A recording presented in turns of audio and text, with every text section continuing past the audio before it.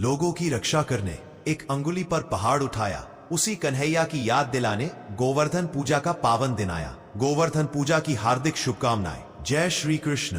राधे राधे दोस्तों, कई हजार वर्षों बाद 22 अक्टूबर 2025 दिन बुधवार गोवर्धन पूजा के दिन बहुत ही दुर्लभ और दिव्य संयोग बनने जा रहा है, क्योंकि इस दिन गोवर्धन पूजा के साथ साथ राजयोग, अमृत सिद्धि योग और साथ ही धन लक्ष्मी जैसे कई योग बन रहे हैं और इस दिन भगवान श्री कृष्ण सबसे अधिक प्रसन्न होने वाले हैं। इसलिए दोस्तों, अगर आप भी भगवान कृष्ण से इस दिन जो भी सच्चे दिल से मांगेंगे वो मनोकामना आपकी जरूर पूरी होगी। वही दोस्तों, कृष्ण भगवान को प्रसन्न करने के लिए इस गोवर्धन पूजा पर कुछ विशेष उपाय जरूर करने चाहिए, जो कि आपकी किस्मत बदल देंगे और आपको मालामाल और धनवान बना देंगे। साथ ही आपके सभी दुखों का नाश हो जाएगा। इसलिए दोस्तों, गोवर्धन पूजा से जुड़ी संपूर्ण जानकारी के लिए इस वीडियो को आखिर तक जरूर देखें। और दोस्तों, अगर आप भी अपने जीवन में भगवान श्री कृष्ण की कृपा पाना चाहते हैं तो इस वीडियो को लाइक करें के कमेंट में जय श्री कृष्ण राधे राधे लिखना न भूल। दोस्तों, आज की इस बेहद ही सुंदर वीडियो में हम बात करेंगे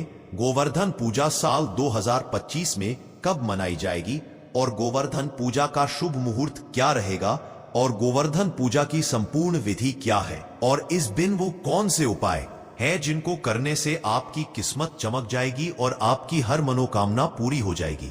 देखिए, गोवर्धन पूजा के दिन भगवान श्री कृष्ण और गोवर्धन पर्वत और गायों की पूजा की जाती है। गोवर्धन पूजा में अन्नकूट का बहुत बड़ा महत्व है। अन्नकूट का भोग भी सामर्थ्य अनुसार जरूर लगाना चाहिए। कहीं कहीं लोग मूंग दाल और बाजरे को मिलाकर के खिचड़ी बनाते हैं, तो कहीं कहीं अन्नकूट में भगवान श्री कृष्ण को 56 भोग का प्रसाद भी लगाया जाता है। इस प्रक्रिया को अन्नकूट कहा जाता है। दोस्तों, आइए जानते हैं गोवर्धन पूजा पर चढ़ाए जाने वाले अन्नकूट प्रसाद के 56 भोग के बारे में, अर्थात इसका क्या महत्व है। अगर आज की वीडियो आप मिस करते हैं तो फिर सारी जिंदगी आप इस प्रकार की जानकारी को पाने से वंचित रह जाएंगे, क्योंकि कोई भी आपको यूट्यूब में इतने विस्तार से नहीं बताएगा जितना आज हम आप लोगों को विस्तार से बताएंगे। देखिए, अन्नकूट अर्थात नाम से ही स्पष्ट है। अन्नकूट जैसे इसके नाम से लगता है कि ये बहुत सारे अनाजों का मिश्रण होता है। तरह तरह के पकवानों से भगवान की पूजा की जाती है। तो इन प्रसादों को अलग अलग बांटने की बजाय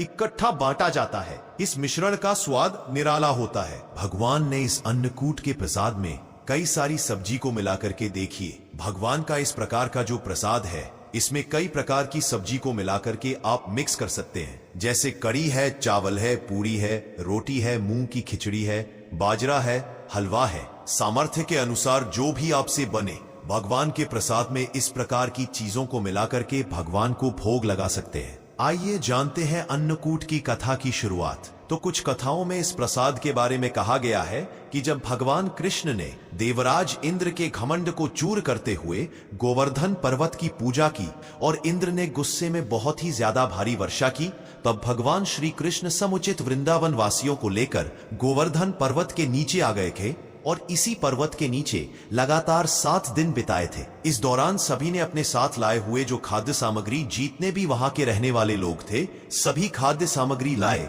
और को अन्न मिलाकर के बांट करके आपस में खाया। इसका स्वाद इतना ज्यादा अद्भुत था कि इसे खाने के लिए स्वयं भगवान कृष्ण ललचा गए थे। बाद में वह अन्नकूट प्रसाद के रूप में गोवर्धन पर्वत को भोग लगा करके खाया जाने लगा। खुद भगवान कृष्ण ने इस प्रिय प्रसाद का हर वर्ष गोवर्धन पूजा करके भोग लगा करके अन्नकूट उत्सव मनाने की आज्ञा दी। दोस्तों, आइए अब जानते हैं कि गोवर्धन पूजा किस प्रकार से की जाए। अब आप लोगों को अन्नकूट के बारे में जानकारी प्राप्त हो गई है। अब गोवर्धन पर्वत की किस प्रकार से पूजा की जाए। तो गोवर्धन पूजा करने के लिए आपको सबसे पहले घर के आंगन में गोबर से गोवर्धन का चित्र बनाएं। इसके बाद रोली, चावल, खीर, बताशे, जल, दूध, पान, केसर, फूल और दीपक जलाकर के गोवर्धन भगवान की पूजा करें।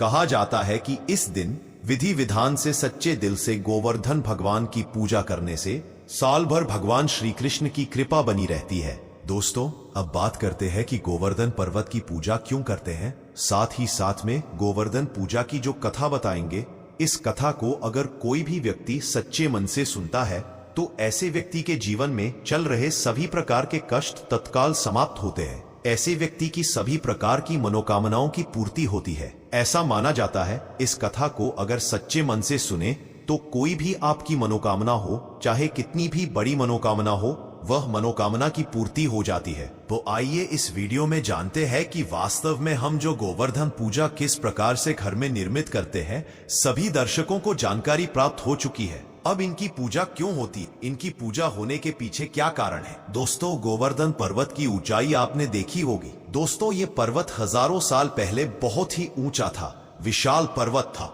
और इस पर्वत की ऊंचाई लगातार घटती जा रही। इस संबंध में शास्त्रों में एक कथा बताई है। इस कथा के अनुसार गोवर्धन पर्वत को तिल तिल करके घटने के लिए एक ऋषि ने श्राप दिया था। श्री कृष्ण ने गोवर्धन पर्वत को भगवान का रूप बताया है और उसी की पूजा करने के लिए सभी को प्रेरित किया था। आज भी गोवर्धन पर्वत चमत्कारिक रूप से भरा हुआ है, सभी प्रकार के लोगों की इच्छा को पूर्ण करता है। गोवर्धन पर्वत की परिक्रमा करने वाले हर व्यक्ति को जीवन में कभी भी पैसों की कमी नहीं होती। साथ ही साथ गोवर्धन पूजा करने वाले लोगों को भी पैसों की कमी नहीं होती। ऐसा माना जाता है कि महाभारत काल में गोवर्धन पर्वत की ऊंचाई करीब 30,000 मीटर थी, जबकि वर्तमान में यह पर्वत करीब 30 मीटर ऊंचा ही रह गया है। गोवर्धन पर्वत की ऊंचाई लगातार घटती जा रही है। इस संबंध में गर्ग संहिता में एक कथा बताई है। दोस्तों, कथा के अनुसार भगवान श्री कृष्ण ने अवतार लेने के पूर्व राधा जी से भी पृथ्वी लोक में साथ चलने के लिए निवेदन किया था। इस पर राधा जी ने कहा कि मेरा मन पृथ्वी पर वृंदावन, यमुना और गोवर्धन पर्वत के बिना नहीं लगेगा। यह सुनकर श्री कृष्ण ने अपने हृदय की ओर दृष्टि डाली, जिससे एक तेज निकला और राजभूमि पर जाकर के गिरा। यही तेज पर्वत के रूप में परिवर्तित हो गया। शास्त्रों के अनुसार यह पर्वत रत्नमय झरने आदि वृक्षों से सुशोभित है और अन्य सामग्री भी इसमें उपलब्ध थी। इसे देखकर राधा जी बहुत प्रसन्न हुई और तथा भगवान श्री कृष्ण के साथ उन्होंने भी पृथ्वी पर अवतार धारण किया।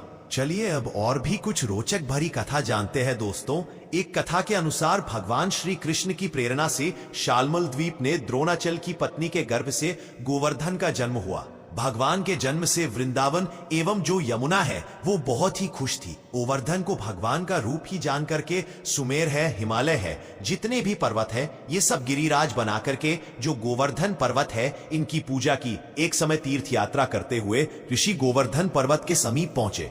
पर्वत की सुंदरता देख करके ऋषि मंत्रमुग्ध हो गए तथा द्रोणाचल पर्वत से निवेदन किया कि मैं काशी में रहता हूँ, आप अपने पुत्र गोवर्धन को मुझे दे दीजिए, मैं उसे काशी में स्थापित करके वहीं रहकर पूजा करूंगा। देखिए, द्रोणाचल पुत्र वियोग से व्यतीत हुए, लेकिन गोवर्धन पर्वत ने कहा कि मैं आपके साथ में चलूंगा, किंतु मेरी एक शर्त है, आप मुझे जहां रख देंगे मैं वहीं स्थापित हो जाऊंगा। ऋषि ने गोवर्धन पर्वत की यह बात मान ली। गोवर्धन पर्वत ने ऋषि से कहा कि मैं 2 योजन ऊंचा एवं 5 योजन चौड़ा हूँ, आप मुझे काशी कैसे ले जाएंगे।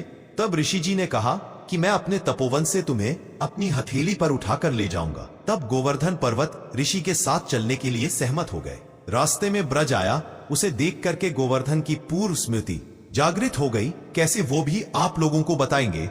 और वह सोचने लगा कि भगवान श्री कृष्ण राधा जी के साथ यहाँ आकर के बाल्यकाल और किशोर कल की बहुत से लीलाएं करेंगे। ये सोचकर गोवर्धन पर्वत ऋषि के हाथों में और अधिक भार हो गया, जिससे ऋषि को विश्राम करने की आवश्यकता महसूस हुई। दोस्तों, इसके बाद ऋषि ने गोवर्धन पर्वत को ब्रज में रखकर के विश्राम करने लगे। ऋषि ये बात भूल गए कि उन्हें गोवर्धन पर्वत को कहीं रखना नहीं था। कुछ देर बाद ऋषि पर्वत को वापस उठाने लगे, लेकिन गोवर्धन ने कहा कि ऋषिवर, अब मैं यहाँ से कहीं नहीं जा सकता। मैंने आपसे पहले ही आग्रह किया था कि आप मुझे जहां रख देंगे मैं वहीं स्थापित हो जाऊंगा। तब ऋषि उसे ले जाने की हट करने लगे, लेकिन गोवर्धन वहां से नहीं हिले। तब ऋषि ने उसे श्राप दिया कि तुमने मेरे मनोरथ को पूर्ण नहीं होने दिया, अतः आज से प्रतिदिन तिल तिल कर तुम्हारा शरण होता जाएगा।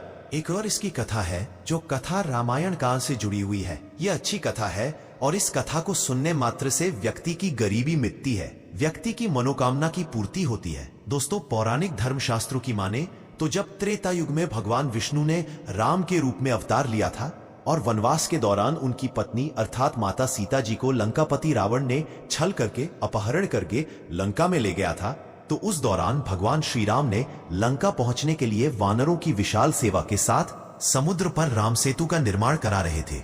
कहा जाता है कि इस समय समुद्र में राम सेतु का निर्माण के लिए बहुत अधिक पत्थर और पेड़ पौधों की लकड़ी की आवश्यकता थी। कहा जाता है कि राम भक्त हनुमान जी ने इन्हीं पत्थरों के संग्रह के लिए हिमालय की ओर गए थे और वहां पहुंचकर हनुमान जी ने एक विशाल पर्वत को अपने हाथों में उठा लिया था। तब उसे लेकर हनुमान जी समुद्र की ओर उड़ चले। इस दौरान हनुमान जी को रास्ते में पता चला कि राम सेतु का निर्माण पूरा हो गया है और हनुमान जी इस दुविधा में पड़ गए कि अब क्या किया जाए, इस पत्थर का क्या किया जाए, इस पर्वत का क्या किया जाए। तब उन्होंने उस विशाल पर्वत को वहीं जमीन पर स्थापित कर दिया। दोस्तों, कहा जाता है कि हनुमान जी के द्वारा जमीन पर रखा गया विशाल पर्वत कोई और नहीं बल्कि गिरिराज अर्थात गोवर्धन पर्वत था, जिसे बाद में गोवर्धन पर्वत के नाम से जाना जाने लगा। जिसके बाद गोवर्धन पर्वत बहुत निराश हुए और उन्होंने हनुमान जी महाराज से आग्रह किया, अपना दुख सुनाया। तो गोवर्धन पर्वत ने कहा कि हे भक्त शिरोमणि हनुमान जी महाराज, मैं प्रभु श्री राम के ही ना काम आया और ना ही अपने स्थान से जुड़ सका, क्योंकि समुद्र जो है बन चुका है और ना मैं अपने स्थान से जुड़ा रह सका, अर्थात मैं अपने माता पिता से विलगन हो गया। और इस प्रकार से प्रार्थना करते हुए गोवर्धन पर्वत निराश हो गए। निराश देख करके हनुमान जी महाराज को बहुत ही दया आई, क्योंकि हनुमान जी महाराज बहुत ही दयालु थे। तब भक्त शिरोमणि हनुमान जी ने गिरिराज अर्थात गोवर्धन पर्वत को आश्वासन दिया कि द्वापर युग में जब मेरे प्रभु श्री राम श्री कृष्ण के रूप में आएंगे, तब उस दौरान वह आपके आसपास ही अपनी बाल लीला करेंगे और आपको अपनी उंगली से उठा करके देवत्व रूप में प्रतिष्ठित करेंगे, जिसके बाद सभी लोग आपकी हमेशा हमेशा के लिए पूजा अर्चना करते रहेंगे। दोस्तों, इसीलिए तो साक्षात गोवर्धन को धन कहा जाता है, जो सोना चांदी हीरा मोती से भी बढ़कर धन होता है। गोवर्धन यानी सबसे बड़ा धन तो यही है। दोस्तों, कहा जाता है कि हनुमान जी के द्वारा की गई भविष्यवाणी को सिद्ध करने के लिए भगवान श्री कृष्ण जी ने इंद्र के क्रोध से लोगों को बचाने हेतु गोवर्धन पर्वत को अपनी उंगली पर धारण किया था। आप सभी दर्शकों को जरूर पता होगा, जो गोवर्धन पर्वत है इसे भगवान विष्णु जी का स्वरूप भी कहा जाता है, क्योंकि इंद्र ने वज्र के प्रभाव से कई बार गोवर्धन पर्वत को तोड़ने का प्रयास किया। देखिए, अगर कोई साधारण पर्वत होता तो वज्र के प्रभाव से वह टूट जाता है, लेकिन गोवर्धन पर्वत भगवान का ही अंश था। ऐसा माना जाता है कि अगर कोई भी व्यक्ति सच्चे मन से इस कथा को सुनता है या फिर गोवर्धन पर्वत की अपने घर में गोवर्धन बना करके उनकी पूजा करते हैं, गाय को अन्नकूट खिलाते हैं, तो ऐसे व्यक्ति की सभी प्रकार की मनोकामना पूर्ण होती है। ऐसे व्यक्ति के ऊपर में भगवान श्री कृष्ण अपनी कृपा बरसाते हैं। तो दोस्तों, ये थी गोवर्धन से जुड़ी सभी महत्वपूर्ण जानकारियां और उपाय, जिनको आपको इस बार जरूर करना चाहिए।